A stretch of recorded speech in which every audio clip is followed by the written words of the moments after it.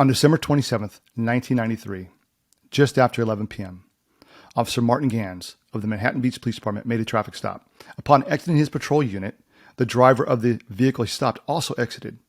He pulled out a gun and shot Officer Ganz multiple times, killing him.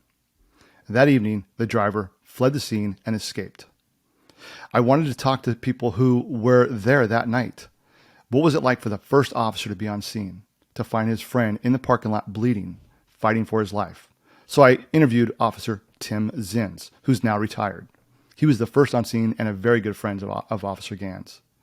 I also wanted to talk to a dispatcher, the person who received that call over the police radio, officer needing assistance. There were civilians that actually got on the police radio saying, "Officer down, officer needs assistance, we need help." So I interviewed the dispatcher of that evening, Jessica Jones. I also wanted to find out the perspective of a firefighter, a paramedic. What was it like for the firefighter to roll up on a scene to find his friend in the parking lot bleeding? So I interviewed firefighter Tim O'Brien. I wanted to get a perspective of these three individuals. What did they go through that night and since then? That happened in 1993. But today, in 2023, it still affects those three individuals and so many other people. We've done a 3-part series. Our first one is going to be with Officer Tim Zins. I think you're going to enjoy this. It's emotional, it's heartbreaking, but it's a story that we need to hear because Tim Zins went through a lot and he's going through a lot. Jessica Jones, no longer a dispatcher, but she can remember that night and that call vividly. Paramedic Tim O'Brien, he gets emotional in his interview. He's a firefighter, you know, the big, strong guys, but he gets emotional. It still affects him today when he thinks about that. So we may do another series. We may do another interview of an investigator who was involved in this scene because the suspect in this case, Roger Hoan Brady, was convicted and is currently sitting on death row. I hope you enjoy this series. I want to be sensitive to people that knew Martin and knew the people that we're interviewing. But at the same time, as I said, I think it's a story worth being told. So I hope you enjoy. Welcome to Behind the Line, the podcast where you'll get untold stories from first responders and military veterans. I'm Tim Hegman. I'll be your host. My guest today began his law enforcement career in 1990 with the Los Angeles County Sheriff's Department. During his time as a deputy, he was assigned to custody and worked 2 years at the Biscayne Center Jail. In 1992, he decided to serve in his hometown and joined the Manhattan Beach Police Department, where he worked for the next 30 years. While with the Manhattan Beach Police Department, he worked a variety of assignments: patrol, field training officer, traffic enforcement, press information officer, narcotics detective, public information officer, and a canine officer, which if you ask him, I think he would say was his favorite assignment. He retired as a police sergeant in January of 2022. Please welcome to the Behind the Line podcast, Tim Zins. Thanks for having me, boss. You got it. You got it. How are you doing today? I'm doing great. It's a great day here in Idaho, and it's a day off, so I'm doing good. Well, good. Even in Idaho, you're representing Southern California by sporting that Chargers hat. Yeah, as you know, I'm a lifetime Chargers fan, and wish they were still in San Diego. But you know, the new stadium is nice, which we got to see built. Yeah, that's right. I think one of the pictures there is of you, me, and Chief Derek Abel during the construction. So yeah, those are good times. That's right. Well, good. Yeah. So, just to let everybody know that's watching or listening to this, you and I have known each other for 30 plus years, and we worked together for all that time, worked close and whatnot. But with that said, in all sincerity, I really am honored to call you a friend. Well, thank you. I am honored as well to call you a friend. It was a great career, and we're still hanging out. Well, not hanging out, but we're still talking. We'll hang out when I come down there and visit family. So thank you very much, and thank you for having me today.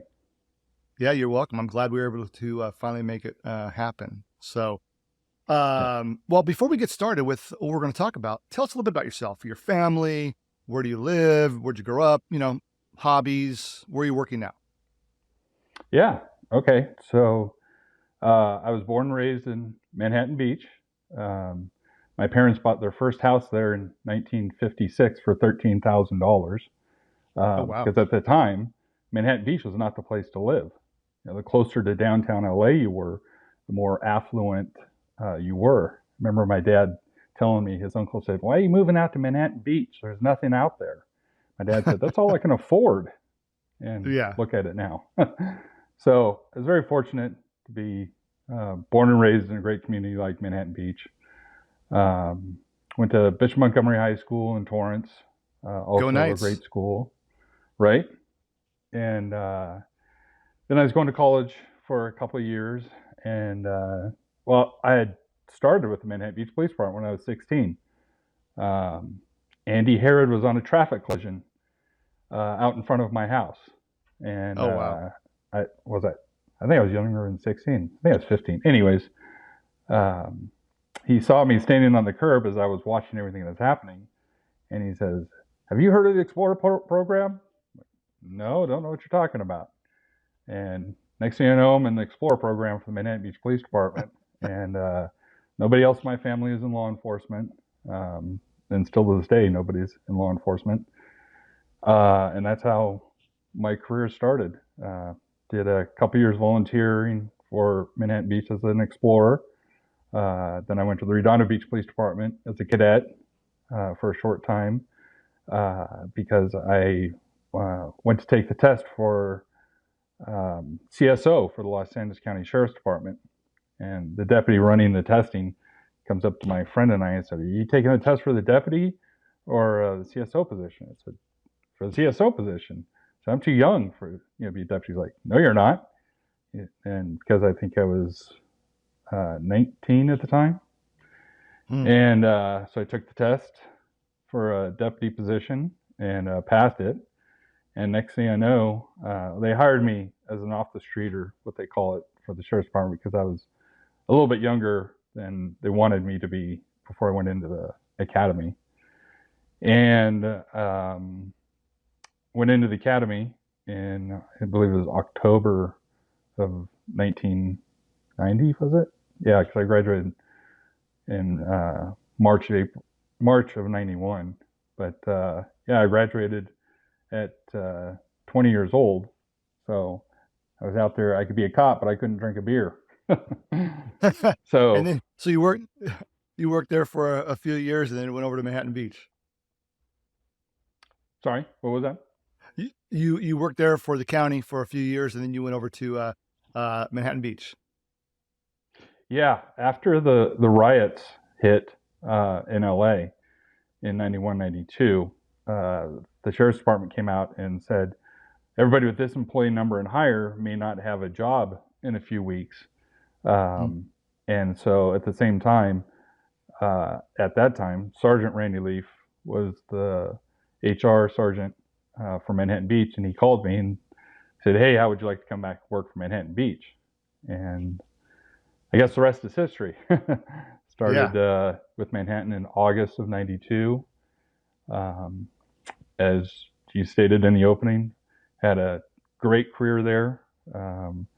We both worked the DUI team. We didn't work it together, but that was a rough year. I mean, especially when they pulled my partner Brian Klatt from me, and I was doing it by myself. Hmm. Working till 4 in the morning, and as you know, uh, you get subpoenas all the time whenever Yeah. Yeah. you arrest a drunk driver. And so I had subpoenas to be at court at 8 in the morning. I was getting off at 4 in the morning and later. That was a rough year. But Yeah. then Yeah. I got to I work don't miss canine. those. What's that? Yeah, I don't miss those turnarounds from getting No. off work and then going. Yeah. And you work canine, which I know you had a couple dogs. What about Did. yeah? What were the names of the dogs? First dog was Arat, and second was Rex. And Yeah, yeah, by I far, remember as you them both. said, the best thing that I've done in my law enforcement career was working canine. It took its toll on me. Taking dog bites for 13 years, as all those other canine handlers out there listening understand taking dog bites for that long, does some damage to your body. So, but I wouldn't change it for the world. All right. And so what about family? You live in Idaho with your wife and 2 sons? Yeah. We moved up here just before I retired, and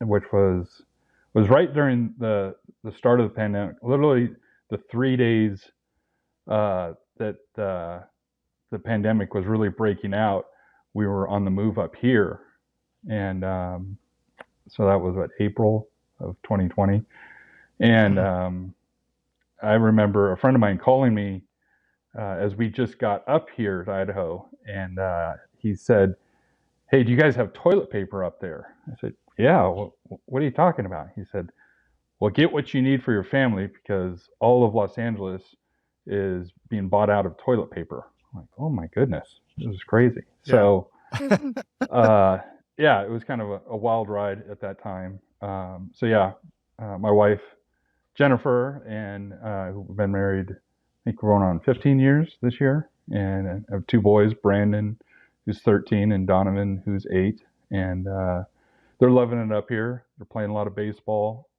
That's good for them. That's their sport. So gonna probably get Brandon also into some football this year. But we're living it up here, and so are a lot of other Californians. We are getting quite full of Californians and people from Oregon and Washington. I mean, literally my whole block here, everybody is from a different state, except for my one neighbor next door. He's a true Idahoan. But wow. It's full of people from, like I said, all 3 states, and even some people from Texas. And in my new job up here, I get to meet with a lot of those people, and I talked to a few people from Texas. I said, "Why did you move here from Texas?" And they said the weather. The weather's really gotten crazy down in Texas, so that's why they decided to move up here. So we're loving it up here. Well, good, man. I'm glad things are working out for you. I know you're working right now. We'll talk about that briefly later on, but retirement is good. So I'm happy for you, Jennifer, and the two boys, and great to have them playing sports and in baseball. So, all right. Very much so. Things are good. Thank you. All right. You're welcome, man. I'm happy for you guys. All right. So that's a little bit about Tim Zins there, and your background and our friendship for all these years. But, how about now? You okay to get a little bit serious? Yeah, absolutely. That's what we're here for. Okay. Yes. So, when I started this podcast, I'd already thought about some people I wanted to talk to and interview and whatnot. And you were one of them. And you and I, probably a year and a half ago, started talking about this. We did. And just certain things, schedules, some other circumstances just didn't allow us to get together. But now that we can do this remotely, it's worked out. So I appreciate you taking the time out. And I want to talk about an incident that happened in 1993. And,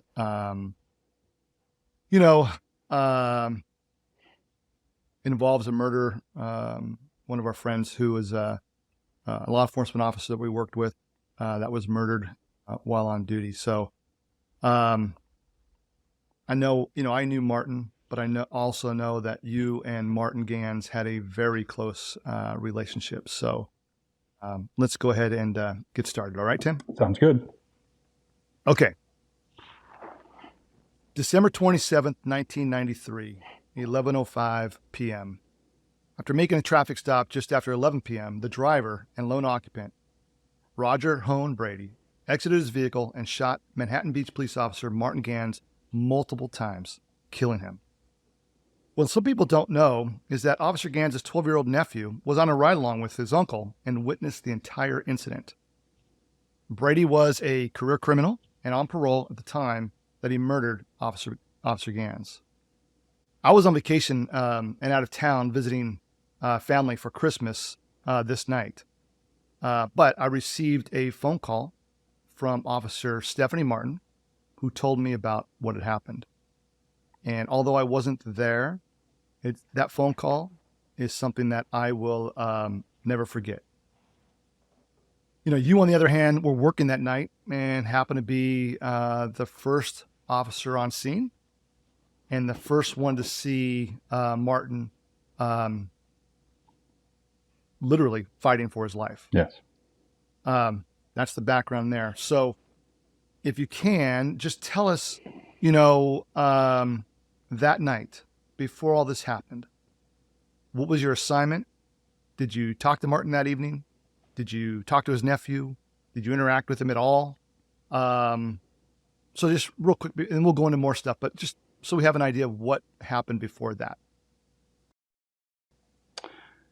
Yeah. So that night started out as a normal graveyard shift, and I didn't talk to Martin that night, and I think it was because he had his nephew on a ride along. But it was a normal graveyard shift. We had briefing, and which was, as you know, at 10 o'clock or 10 p.m. And went out and just started patrolling the city, looking for bad guys, and then everything started to happen at just after 11 p.m. So go ahead. I'm sorry. Did you know that Martin was working that night? Was he in briefing with you, or was Martin in brief? Was he in briefing with you guys, or probably not if you hadn't interacted with him because he started earlier? Did you know that he had his ride along with him? His nephew? I believe the sergeant at the time let us know that he had a ride along, because that's typically what we would do in briefing if there was a civilian in one of the units, a ride along, that the sergeant would let the rest of the shift know. So, yeah, I believe I did. Okay. So, the floor is yours here. Just tell us what happened. I mean, you were driving along on patrol, and then what happened? Yeah, certain things are very clear to this day, and other things are not. And I think anybody that has gone through a traumatic incident like this will say the same thing. So I specifically remember driving northbound on Aviation, coming up to Rosecrans, and I heard some yelling on the radio, and I couldn't make out what the yelling was. And I remember making left turn onto Rosecrans, and I was driving westbound on Rosecrans, and then the yelling came back on the radio again. I couldn't tell who it was, what it was, but as it went on, I could tell that somebody wasn't playing around on the radio, that there was something that was going on. And as I came up to Sepulveda Boulevard, we now know that it was Martin's nephew who was screaming on the radio for help. I heard him say "mall," and like I said, I knew at that time something bad was happening. And I turned on my lights and sirens, and made a left turn onto Sepulveda and entered the mall there at 33rd Street. And it was pretty dark in the mall that time of night. And I remember looking over to my right and seeing a police car with its overheads on. And right away, I knew that was Martin's car. Because as police officers, we know, especially in those days, we liked our specific police cars, which ones we liked to drive. And Martin's light bar had a diamond shape of a light bar. So I saw that it was his car. I made a right turn, and as I pulled up to the back of his police car, he was down on the ground behind his police car. As I got up to him, there were civilians that were starting to come over to help. And I specifically remember seeing his gun out of his holster on the ground, and training in my head kicked in. I grabbed his gun and shoved it in the back of my waistband.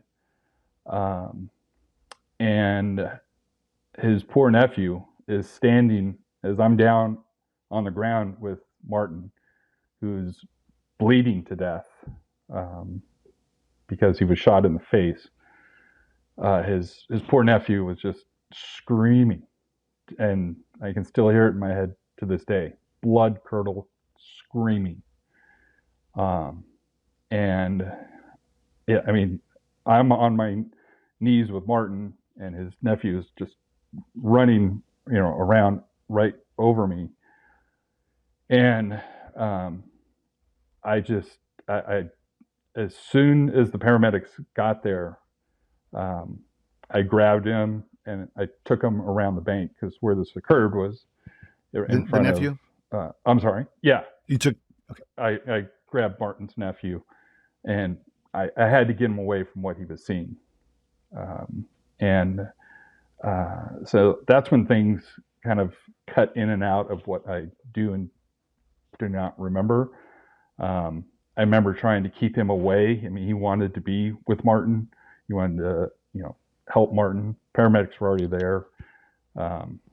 And those are like, I remember certain people there, and other people that I talked to later told me that they were there, but I don't remember them being there. I remember Sergeant Nielsen being there, Sergeant Milligan being there. And so as they started taping off the crime scene, and they got Martin's nephew away from the scene. I kind of stood there like, what just happened? I couldn't. I guess it was starting to sink in, and Sergeant Milligan walked over to me and gave me a quarter. And this is before cell phones. You have to remember. I think Nice. we had. I think the watch commander had those brick phones, so we didn't have cell phones. And he walked over to me. He gave me a quarter, and he pointed over to Macy's in the mall, and he said, "That's where the payphone was at." And he said, "Go over, call your parents, and let them know it's not you."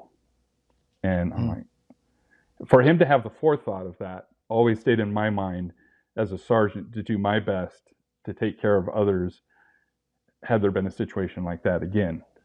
But so he gives me the quarter. I go over to the payphone and I call my parents. I remember my mom answered the phone, and I for some reason I couldn't tell her or talk to her. I said, "Let me talk to Dad." And as it was coming out of my mouth of everything that just occurred, I just broke down crying, just crying uncontrollably, because I really didn't, I was 23 years old. I'd been on the department for, at that point, a year and a few months.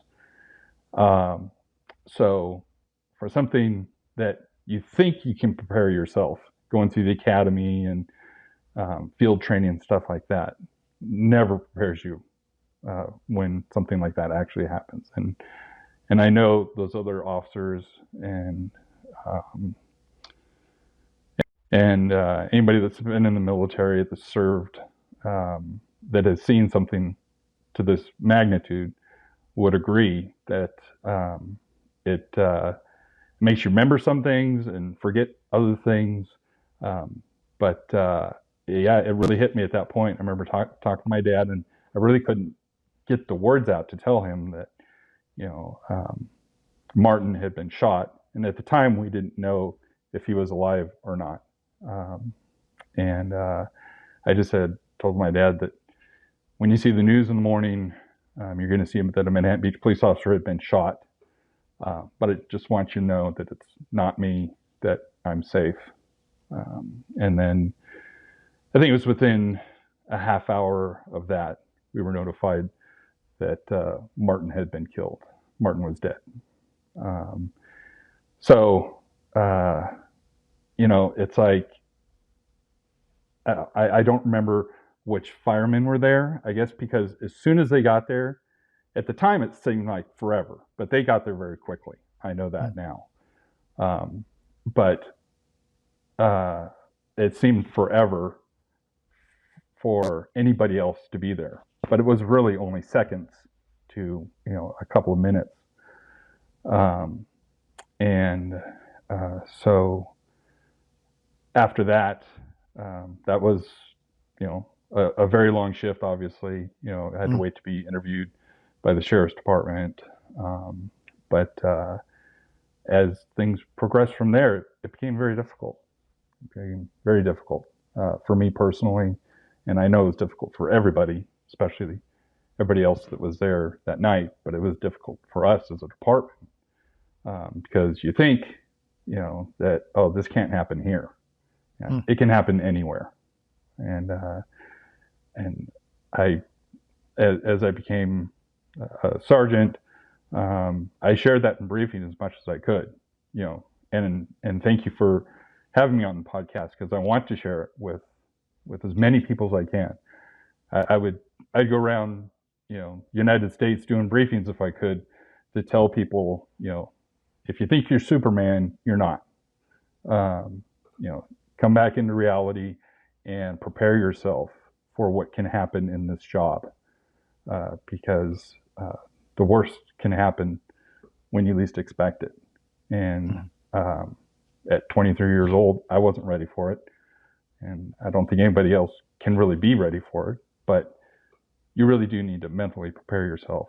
And now, some medical, or not medical, but now they have, or we have trauma kits for for officers who are shot. And I think these new trauma kits that have come out, which I believe started with the military, that we now have them in our patrol cars to stop major bleeding and things like that. But back in those days, we really had tourniquets and first aid kits that could not handle somebody being shot or bleeding out. So I wish I had that back in those days. Maybe that could have saved Martin. I don't know. But I remember speaking with one of the staff at Harbor UCLA after that, and they said there was nothing that was going to save Martin for as much blood that he had lost. Just in the matter of, a few minutes. I mean, I don't think it was a few minutes. I don't remember what the time from when I heard his nephew yelling on the radio to the time I got there. I know it was quick, but there was a lot of blood already there. Very, very difficult. And it's still to this day, it's difficult to talk about, but I want to talk about it. Like I said, I want to get it out there. So, officers, especially young officers, that think that, I work in a small town, that won't happen here. You have to prepare yourself. So. Well, thank you for being open and sharing that. Can't even imagine, sometimes you hear, if you hear on the radio, an officer's, needs assistance because he or she's in a fight or an officer's been shot. You're not prepared for that, but you know what you're responding to. You're going to a fight. Right. You're going to an officer who's been involved in a shooting, possibly been shot. In your case, you had no idea what you were going to find because it was just screaming and you heard maul. Correct. And to roll up on a scene and see not only an officer down, but a very good friend of yours. Yes. Down, fighting for his life. And then his young 12-year-old nephew right there, obviously uncontrollable, with his emotions. Yes. You had a lot to deal with, a lot to handle at one time. And based on what, I've known in the past and this what you shared now, you need to be commended.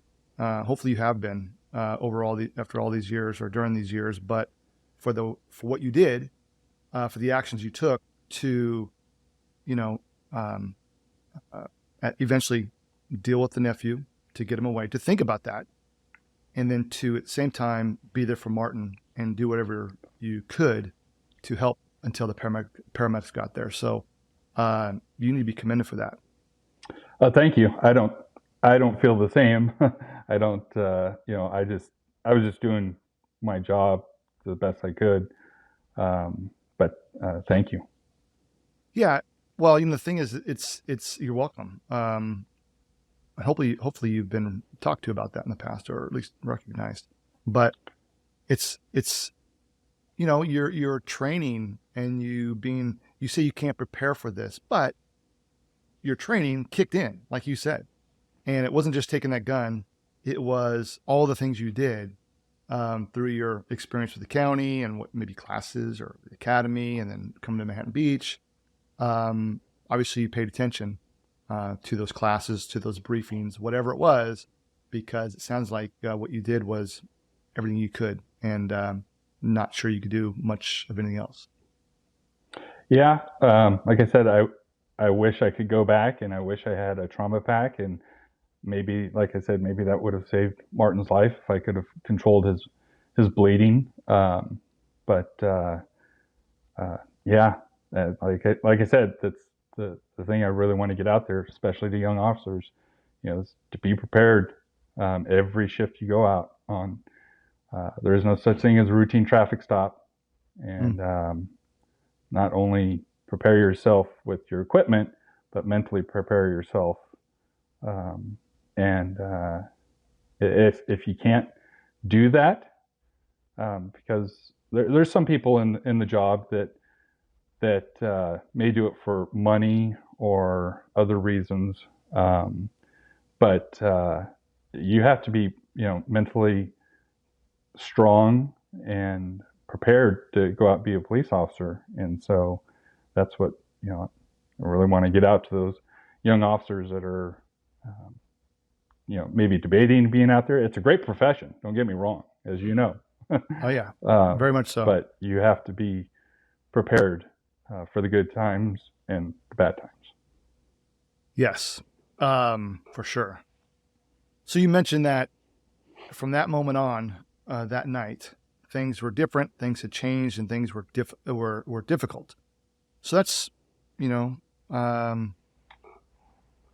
30 years ago, and it's something that's not going to go away. Right. Do you think about it often, or is there something that is it just you think about it often for whatever reason, randomly, or is there something that comes up and and you flash back to that, or and if so, what do you visualize immediately, or is it the same thing, or do you hear something, do you see something? If you can share that with us. Yeah. So after December 27th, life changed for me. I didn't sleep at night. The department sends everyone to a psychologist or psychiatrist after such an incident. And at the time, I blew the psychiatrist off. Sat down in front of him, and I just thought, you're not a cop. You don't know about law enforcement. I think he probably was like a retired cop. I don't remember. But I just felt that, that they weren't going to help me. And that was the single biggest mistake I made in my life after that. Because I should have been going for mental health help after that, until I could really grasp what, or not grasp, but deal with my emotions. And so yeah, I blew them off, and I can handle this. Have a nice day. Yeah. But after that, I didn't sleep. I went back to work graveyards. I think 3 days later, something like that, and then came home and to go to sleep in the mornings and couldn't sleep. nightmares after that, thinking I was going to be killed. It was rough, and eventually told my personal physician, and she at the time was encouraging me to go get help, to go see a psychologist or psychiatrist, and but I never did. And if anybody listening to this, takes anything away from this, if you've been through a traumatic incident, go get help. That is, like I said before, the biggest mistake that I made. I dealt with it by going out and hanging out with other people from my shift, other people from the department. We went out to drink our problems away, and we just kept it amongst each other to talk about. But that doesn't work. I know now, but I didn't know then. And it was my own fault. I should have recognized it, but I was young at the time. Yeah. And now, fortunately, we as a nation of police departments and sheriff's offices have done a much better job of helping police officers or civilians and firemen that have been through these incidents get through it. So, after that, they put me on Prozac for a while because I wasn't sleeping, had nightmares, and I had to go back to work. And so, I was on it for about 2.5 years, and that settled me down that I was able to sleep, and I ended up weaning myself off of it. Went out and got married because I felt that I needed to get on with my life. I felt because Martin was engaged to be married, and I felt that I needed to get on with my life, go out, get married, have kids, because, what I saw Martin go through, that could be me tomorrow. Which now I know that was a mistake, and that's where I should have had help. I should have seeked out help, mental help, to get me through those times. So, to this day, there's times where, I did that episode on the ID channel, and I have it recorded. And there's sometimes where I need to watch that. I don't know what inside of me. I just need to watch it and remember it and never forget it. I mean, I will never forget it, obviously. Right.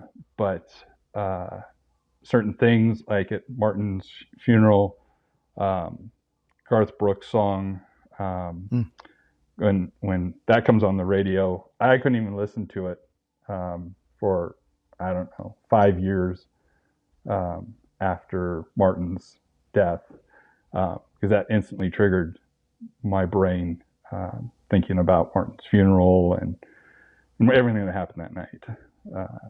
And so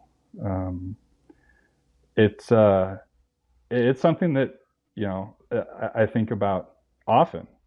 And things that will trigger it is, like, right now I'm currently, working for the sheriff's office up here as a civilian. But when you hear on the radio, an officer needs help, officer's in a fight, instantly triggers my brain of that night. 30. This year will be 30 years. December will be 30 years. And so, it affected me then. It affected me for the last 30 years, and it still affects me today. And that's why, again, I appreciate you having me on, because if I can reach one person out there that has been through a traumatic incident that decides, oh, I'm going to go drink my problems away, that's not the answer. Go get help. And so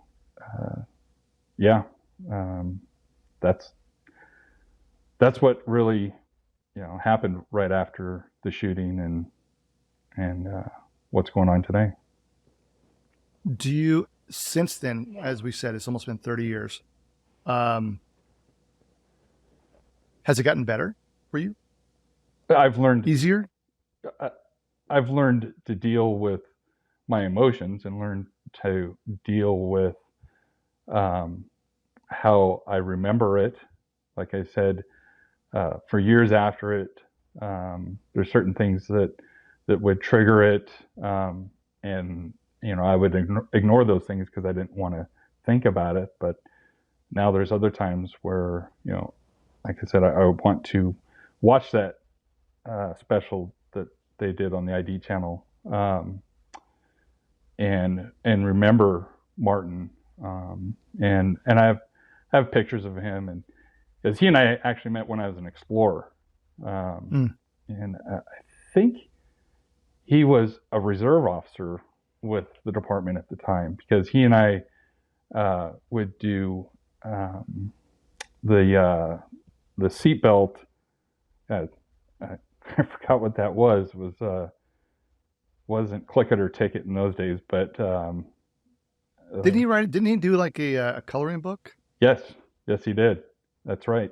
Yeah, I mean, he had that affection for kids, Oh the yeah, youth, and yeah, did the seatbelt book. I think it was a coloring yeah, book, and he was a dare officer. yes. I mean, just the things that he did for the community. Um, so yeah, you were a youngster, so he's probably trying to mentor you. He Mentor you. he You did know. for the time that we had Martin. Um, they say the good die young, and with Martin, that is 100% spot on, because that guy had a heart of gold. He loved mentoring children, and he loved taking bad guys to jail, and that's what ended his life, was doing what he loved best, and especially DUIs. He had Yeah. he Yeah. had special place in his heart for arresting DUI drivers, and that's what ended up taking his life. So yes, Yeah. Martin was a great human being. Yeah. He definitely was a worker for Yeah. sure. Always smiling. Yes. Um, so it sounds like all even though these years have passed, that you're still having to deal with it. It's not going to go away, but No. it sounds you're dealing with it in a much healthier way, Yes. and than you did years prior. And that kind of comes with I think as we get mature, older. I won't say older as we as we mature. It comes with that. Plus, with back then, mental health, yes, very important, obviously, but it wasn't a focus as it is now in our military for sure. But there's so many resources out there for first responders when it comes to their mental wellness, their well-being, and it's no longer I don't want to be that guy. I don't want anybody Right. to know I'm seeking help. Right. Here, it's encouraged and respected when somebody goes to seek that, because it could be devastating if somebody doesn't deal with it the right way Right. throughout their life. So I'm happy for you, man, that you're doing better in regard to that. Yeah. It was about 15 years ago. Yeah, it was about 15 years ago that my general practitioner doctor told me that I had PTSD. I Mm. looked at him and I said, "What are you talking about?" He said, "Think about everything that occurred. Think about the traumatic incident that you witnessed, that you went through. Think about going out and getting married right after, Martin was killed. Um, think about the different actions that you did after that." Um, and because I didn't even realize it, and he was right, but I didn't realize at the time. That's I guess my biggest takeaway from it was that, um, sitting here now and looking back on it, was that I didn't even know that I was mentally suffering from what I saw and not dealing with it properly. Like I said, we went out, and we were drinking our sorrows away, and Yeah. you know going out after work and meeting up and talking about it amongst ourselves. But that was really doing more damage, like I said, than any good. And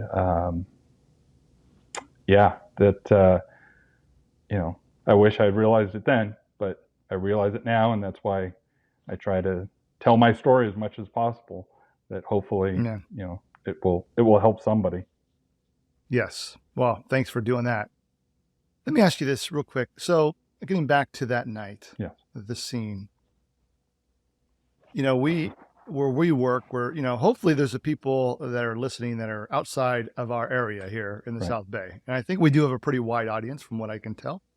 But there's a lot of small departments in a pretty small area.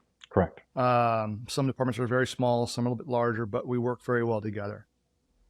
If you remember, what did you see from within the Manhattan Beach Police Department, the officers, the support staff, the firefighters, whoever else within Manhattan Beach, but also our brothers and sisters in blue and in tan and green? What did you see that night, or remember that night of them? Man, they're coming, and they're there to help. Yeah, well, that happened to be a regional DUI night. And for anybody that's watching and listening that doesn't know what regional DUI is, that's where the South Bay collectively puts in an officer or two into a DUI team that is deployed over the holidays. I mean, it was December 27th. Regional DUI was deployed at that time. And so we had a lot of help come in. I mean, it was unbelievable. There was a sea of police cars from all over the South Bay, and it came fast. But because this was an active, the shooter was still out there, everybody was looking for him. So the help came quick, and then the help went out, to go look for him. And so, the way we all work, from the larger departments to smaller departments, everybody came together that night and after to look for Brady. And I remember trying to get a description from Martin's nephew, and I said, well, which way did he go? And I put out on the broadcast because Martin's nephew said that he went southbound. And later we found out he did go southbound, but he turned around and went northbound on Sepulveda when he exited the mall. And I think back at the time that I was at Rosecrans and Sepulveda, and he was screaming on the radio, I have a feeling that Brady drove right by me, and I didn't know, because at the time we didn't know a vehicle description or anything like that. But everybody came together, from the local South Bay agencies to the bigger agencies, to try to do anything we could to find Brady before he hurt somebody else. Yeah, and that's that's common. Yeah, where we work very closely, have a great relationship with all the surrounding agencies. So yeah, and obviously they were coming, and then they were looking for Brady because he fled. Yeah. I just can't believe it's almost 30 years. As we're talking about it, one of the last big things I did as a sergeant at Manhattan Beach was Martin's 25th. I remember that memorial, and that was big. And Martin's sisters, thanked me for doing that, so that we don't forget Martin. That's the biggest thing, is that there's so many people that live in the community now that have no idea that a police officer was murdered in the mall. And because there was a couple of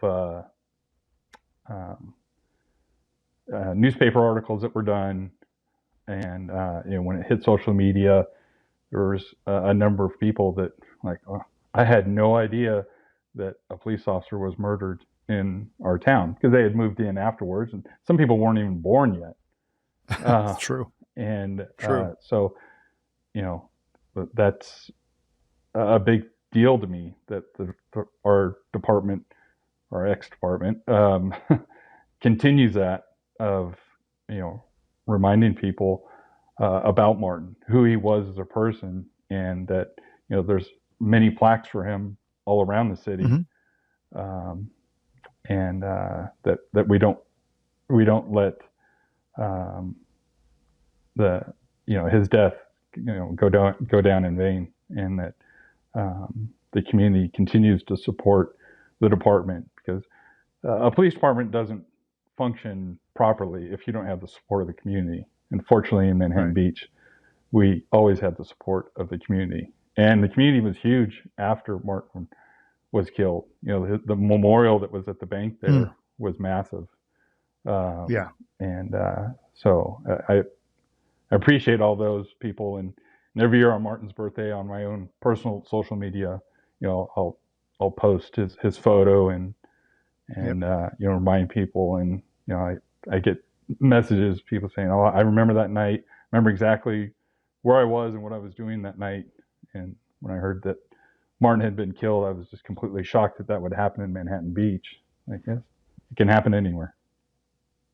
Yeah, that's so true. And the one thing is, almost 30 years ago, mentioned he taught DARE, and there are still people who are now adults who I will see and talk to, and we'll have a conversation, and they'll say, "Oh, Martin Ganz was my DARE officer. Yep. Martin Ganz was my DARE officer."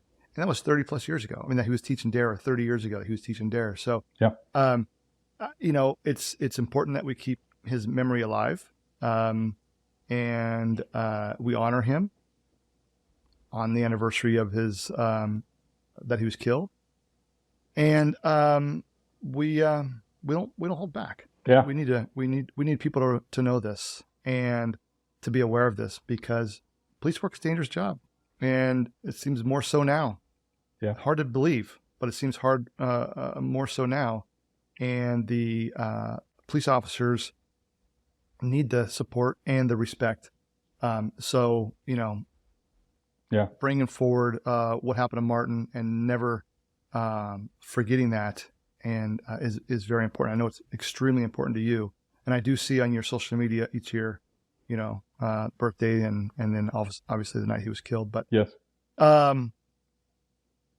we'll wrap up in a few minutes. I'm sorry, after you. Oh no, I was just going to say that we as law enforcement have, like I said earlier, have grown and done much better as far as, like I said, like the trauma kits. I'm sure those have saved numerous police officers' lives since those have come out. But also, the peer support groups.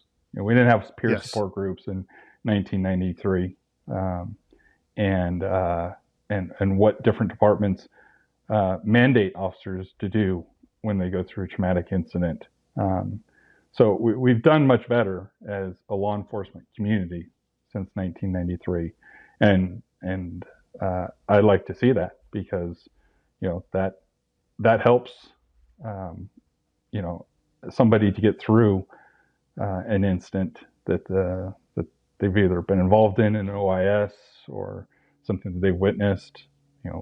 Like I said, not just police officers, but the civilians, the dispatchers, the firemen. So it's I like to see that we've come a long way in 30 years to help our own community. Yes, definitely. Is there one thing or whatever, something that you would like to share with us for those watching and listening, that to you, I mean, just what kind of person was Martin to you? Or not just to you, but just in general, what type of person was Martin Ganz? His character. He, he was an awesome guy.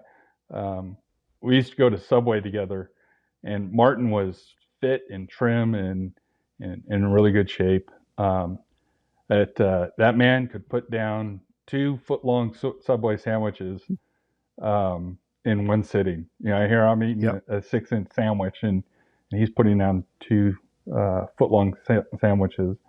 And so he was just a great guy in all aspects of the person that he was. Out of uniform. He was a great guy, a great friend. In uniform, he did twice as much in uniform. Just because, like what we talked about, being a DARE officer, being really a mentor for children, and a mentor, like I said, for me. He was going out there and just working his butt off, to arrest drunk drivers, and that really affects other people on the shift when he's out there making traffic stops, and really humping to do his job, to make a difference. That definitely affected me. That got me out there, like, oh, I got to keep up with Martin. I got to go out there for sure. and get those bad guys off the streets. And that was the city I was born and raised in, and so I wanted to do the same as Martin to protect it, and protect the residents. And so he had a heart of gold out of uniform. He had a heart of gold in uniform, and he was a leader. And so he was a great all around person that was taken way too soon from us. Yeah, for sure. You said it very well. And again, this is really about interviewing you, but I knew Martin as well. Again, like I didn't know him as well as you or as long, but a couple things, if you can just allow me a minute to share about Martin. So my very first day as a police officer, I parked my car in the parking lot. As I'm walking up to the door, my very first day, nervous, there's a guy. He sees me. He meets me halfway, big smile. He goes, "You must be Hagman." And I said, "Yep." He's like, "I am Martin Ganz." He was the first guy I met. Yeah. Going in my first day. Yeah. He on a temporary basis, he was an FTO, field training officer, and they had me ride with him. I think it was my last phase, and we worked a shift 6 to 4, 6 p.m. until 4 a.m. And Martin was nonstop. And I remember tired at like 3:30, 3:45. I'm thinking, I've got 15 minutes before I go home. I'm just tired. And he stops a DUI. Yeah. And I'm like, you gotta be kidding me. Yeah. And that happened all the time. Oh, all the time. I mean, we rode together like 3 weeks, maybe 2-3 weeks, but it happened often. Yeah. And I'm like, oh, but you know what? He didn't care. Yeah. We're going to work. This person's DUI. We're arresting this person. That's right. And going back to the food, every breakfast we had, he could eat. He ordered 2 breakfasts. Mm-hmm. And I'd eat, a bowl of cereal, and he's having 2, big breakfasts. Oh, yeah. And I think people will know that. But he was in shape, trim, and could put the food away. And my last memory of Martin, because I went on vacation. I was on vacation when this happened, but it was at the Christmas party of the POA, Christmas party. And I just remember Martin dancing, having a great time. Oh yeah. And talking about getting married. And I don't know what date that was. Obviously, it was before Christmas, not too far from Christmas. And just having a great time, dancing, talking about getting married. We're drinking, and then I went away and got that phone call from Stephanie Martin. But Martin was a good person. Yes. And definitely in the right profession to serve others. He did it willingly, and he was a hard worker, and he was an example for a lot of people. And to this day, I mean, if people knew about Martin or had the opportunity to work with Martin, they would, not just us, and I know there's other people we worked with and other people that knew Yeah. him, that looked up to him, there'd be a lot more people saying, I do it because, Martin Ganz taught me this. Yeah, You know, without a doubt. taught me. I mean, Yeah. like you said, he would work up until the end of his shift, and Yes. and I took that as well after he was killed, and I was working swing shift. Sergeant Nielsen used to have to call me in, like, it's time to go home. You need to go home. Right. And it was just really the drive that Martin, instilled in me, that I learned from him, that I wanted to keep working, Yeah. And so yeah, you're right. Had he lived longer, he would have affected so many more people, and that's the part that is so sad, of how many people he could have touched and um, and really been a mentor for, had he lived longer. But Yeah. like I said before, everything happens for a reason, and the good die young. And I guess God needed him more than he needed to be here. So Yeah. Yeah. but yeah, the whole incident affected those of us that were working that night, even those that weren't working that night. It really changed people's lives forever, and so yeah. Just real quick, and then we'll wrap up here, Tim. But a couple things that you mentioned here, two people's names that you mentioned, and both of them sergeants.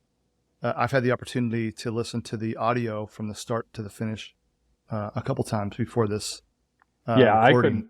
I couldn't listen to that for years after that. And somebody had decided to play that at a briefing, which is good. It hadn't, but I wasn't prepared for it, and I didn't know it was going to be played, and I hadn't heard it. I don't even know if I had heard it to that point.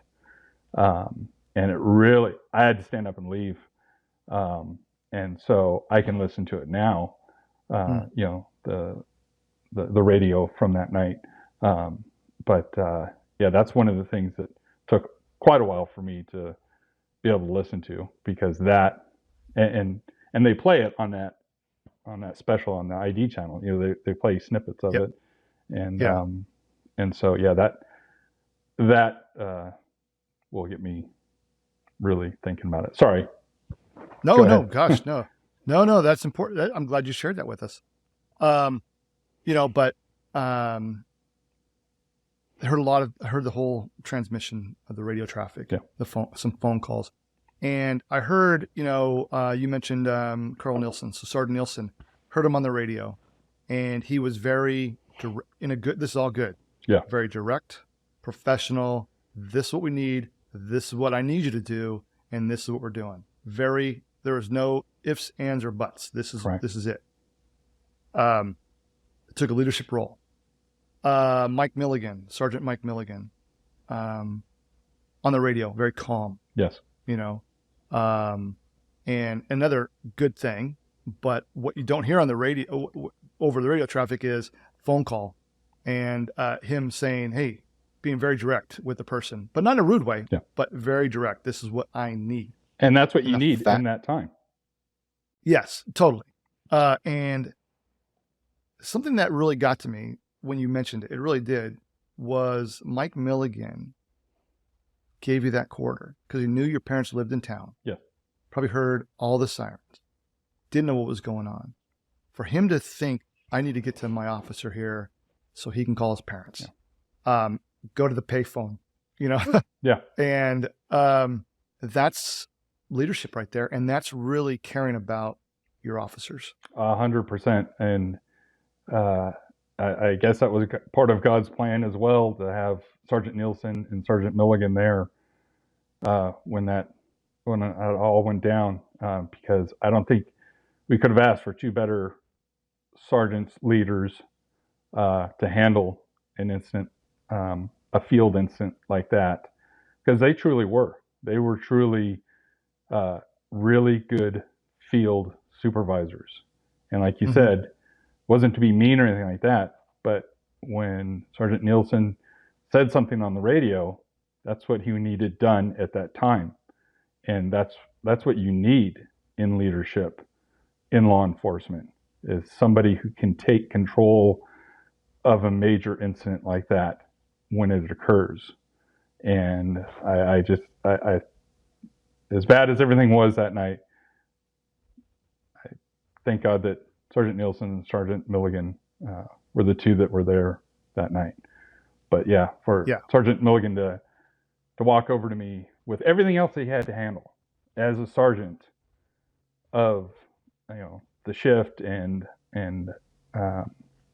everything that had to be dealt with a murder of a police officer, that he would walk over to me with a quarter and say, "Go call your parents," is just, like you said, his leadership.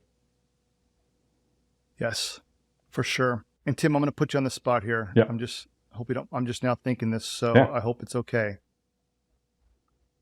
But you were one of many. I mean, let's talk. Yes, people from the South Bay. A lot of people were there from Manhattan Beach PD that were working patrol. And like I said, even in the South Bay.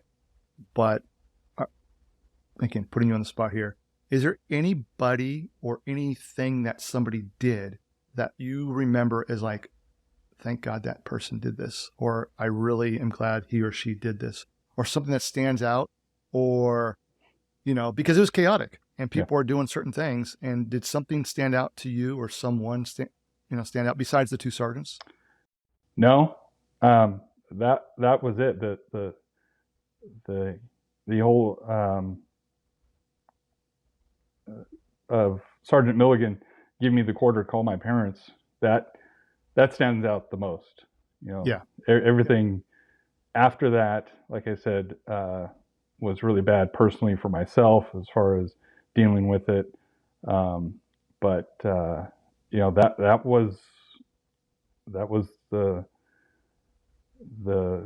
thing that sticks out the most is, what we talked about, Sergeant Milligan, having that forethought to let my parents know. And I'm sure he did it with everybody else on the shift as well. But for a sergeant to have that leadership capabilities in that time period, in that time, is a true leader. So that's what really sticks out. Yeah.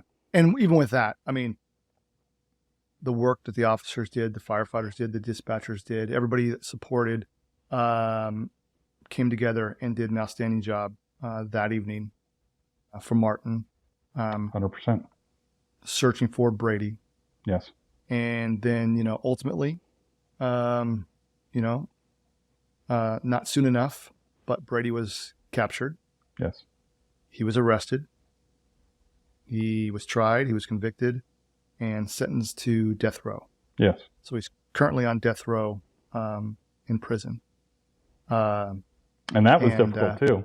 I mean, we didn't even talk about it, but the trial, I at first I told myself I was going to be there every day for the trial, but I mentally couldn't handle it. I was struggling too much. Yeah. And when they called me to testify, and Brady was sitting, 20 feet away from me, it was everything in me to stay in that seat, because he wouldn't look at me, and I just continued to stare at him, to think at that point how much chaos this person has caused and what he has done to so many people. Was sitting 20 feet away from me was very difficult. I had emotions going through me like crazy. And so, yeah, that day was very difficult. But that looking at him in the courtroom, that was just a person with no soul. I don't understand that, even to this day after 30 years of being in law enforcement. And I just don't understand how somebody can do what he did. But I guess that's something I'll never understand. Yeah, no, I'm with you on that. I don't understand. Yeah. So, all right. Well, I'm glad we finally were able to connect. Is there anything that you would like to close with or say? I just appreciate you, boss, for the people that don't know, you were my boss for the longest time, and we worked well together, and Yes. I appreciated you then, and I appreciate you now for doing this, because it doesn't let the memory of Martin Ganz, die away, and it will keep residents of the South Bay, informed about Martin and who he was, and what he did. And I thank you for that. And I just, like I said before, I hope that there's an officer out there, or a firefighter, or a dispatcher, or any other civilian out there that has been through a traumatic incident, that they take my advice and they go out and they get help. Don't try to deal with it on your own, because it's not going to work. Right. And I just hope, like I said, it touches somebody out there. Your podcast and what we're talking about touches somebody out there that, like you said, some people like, either I'm tough enough, I can handle this, or they think that others think they're going to be weak because they went out to get help. And you can't be like that. You have to go out and get help. So I appreciate you, and I thank you for having me on. No, you're very welcome. And I appreciate you and all our time together, as not just, in a supervisory role or whatever it was, but as a person, because people may not know this, but you, and I'm not just saying this, and I know for a fact through conversations, people believe this as well. You have a heart of gold. Oh, thank you. You're welcome, man. I try. Well, let me just say, the work you did as a police officer with the Manhattan Beach Police Department, and the work you're doing as a deputy, as you did with LA County as well, the work you're doing with the Ada County Sheriff's Department there in beautiful Idaho, yes, is very much appreciated. You continue to do to serve others, serve the public, and to represent your family very well.